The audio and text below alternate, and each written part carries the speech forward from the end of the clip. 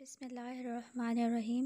अस्सलामुअलैकुम वरहमतुल्लाहि वबरकातुहू। Welcome to Al Raj Islamic school online teaching system class 3। आज हम आपकी बुक का सबक नंबर 1 पढ़ेंगे, सबक मेरा ईमान।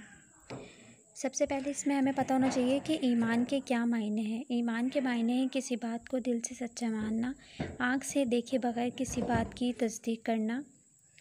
किसी बात की आँख से देखे बगैर हम किस तरह से तस्दीक कर सकते हैं, मतलब बहुत सी बातें ऐसी होती हैं जिन्हें हमने आँख से नहीं देखा होता, लेकिन हम फिर भी उसकी तस्दीक करते हैं, फिर भी हम उसे मानते हैं। मतलब जैसे कि बिजली जो है वो तारों में होती है, हम ये चीज़ मानते हैं, इसमें कोई शक की बात नहीं है। लेकिन हम में से किसी ने इस चीज़ को देखा नहीं होता, बिजली को हम में से किसी ने नहीं देखा, लेकिन हम ये सब बात दिल से तस्लीम करते हैं। या हम ये कह सकते हैं कि हम इस चीज़ पर ईमान लाते हैं कि बिजली दौड़ रही है तारों में, लेकिन हमने आँख से नहीं देखा बिजली को, क्योंकि ये बात हमें साइंसदानों ने हम तक पहुंचाई है।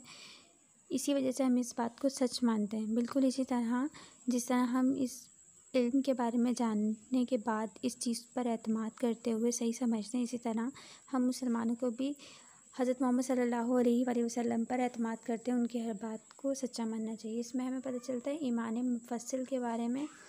ईमान मुजम्मिल जो है, मैं अल्लाह पर, अल्लाह के नामों में और उसकी सिफ़ात के मुताबिक ईमान लाया और उसके तमाम अहकाम कबूल किए। और ईमान मुफस्सिल में हम पढ़ेंगे, मैं ईमान लाया अल्लाह पर, उसके फ़रिश्तों पर, उसकी किताबों पर, उसके रसूलों पर और क़यामत के दिन पर। और अच्छी और बुरी तकदीर अल्लाह ताला की तरफ से होती है और मरने के बाद दोबारा उठाए जाने पर हम इस चीज़ पर ईमान रखते हैं। ईमान मुजम्मिल और ईमान मुफस्सिल में इसी चीज़ का बयान है कि हमने अल्लाह ताला को नहीं देखा, लेकिन हमारे प्यारे नबी सल्लल्लाहु अलैहि वसल्लम के बताने पर हम अल्लाह ताला को उसकी ज़ात और सिफ़ात के साथ मानते हैं। हमने अल्लाह के फ़रिश्तों को नहीं देखा, लेकिन हमें यकीन है कि अल्लाह ताला ने एक नूरानी मखलूक पैदा की है जिसके ज़िम्मे मुख्तलिफ़ काम हैं। हम तमाम नबियों और रसूलों पर ईमान लाते हैं, हालांकि हमने किसी को भी नहीं देखा। और हमारा ये भी ईमान है कि प्यारे नबी सल्लल्लाहु अलैहि वसल्लम पर अल्लाह ताला ने नबियों का सिलसिला बंद कर दिया। हज़रत मोहम्मद सल्लल्लाहु अलैहि वसल्लम जो हैं वो आखिरी नबी हैं। अब क़यामत तक कोई नबी या रसूल नहीं आएंगे। इसी तरह हमारे ईमान मुफस्सिल में और भी बहुत सारी चीज़ों के बारे में पता चलता है कि हम इस बात को सच्चा मानते हैं कि तमाम इंसान जो हैं वो एक ही दफ़ा उनको मौत आएगी और फिर अल्लाह ताला के पास क़यामत के जब हिसाब होगा तो अल्लाह ताला क़यामत के दिन तमाम मुसलमानों को, तमाम इंसानों को दोबारा से ज़िंदा करेंगे। उस दिन हिसाब होगा। अच्छी और बुरी तकदीर पर ईमान लाने का मतलब ये है कि यानी कि इंसान को जब फ़ायदा हो, नुकसान हो, जो भी चीज़ हो, वो सब अल्लाह ताला की तरफ से होती है। हमें इस चीज़ पर ईमान रखना चाहिए।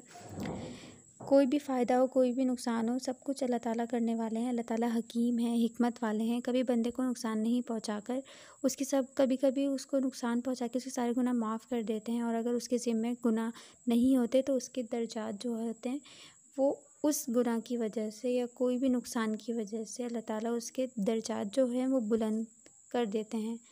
तो हमें भी चाहिए कि हम इस चीज़ पर भरोसा रख के अल्लाह ताला की हर बात को सच्चा मानें, हमारे नबी पे भरोसा करें, नबी के आखिरी होने पर यकीन रखें, अल्लाह ताला की किताबों पे यकीन रखें।